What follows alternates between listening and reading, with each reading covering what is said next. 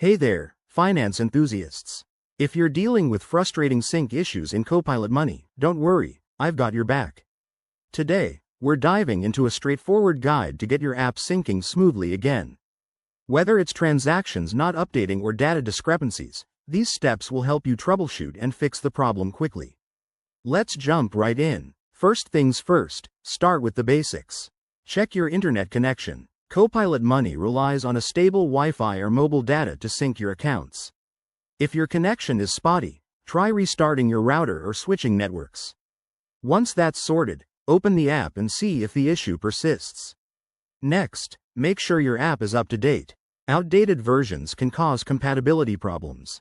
Head to your device's App Store, search for Copilot Money, and hit that update button if there's a new version available. After updating, restart the app and attempt to sync again. If that doesn't work, try logging out and back in. Sometimes, a simple refresh of your session does the trick.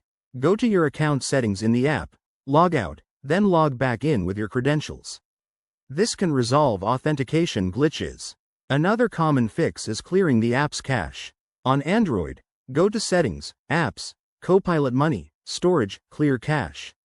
For iOS users, you might need to offload the app or restart your device. This clears out any temporary files that could be causing conflicts. If you're still facing issues, double-check your account settings. Ensure that your bank connections are active and that you've granted all necessary permissions. Sometimes, a bank update or security setting change can disrupt syncing. As a last resort, reach out to Copilot Money's support team. They have helpful resources on their website, and you can submit a ticket with details about the problem. Include screenshots if possible, it speeds up the process. There you have it, folks. By following these steps, you should have your Copilot Money app syncing like a charm. If this video helped you, give it a thumbs up, subscribe for more finance tips, and drop a comment below if you have any questions.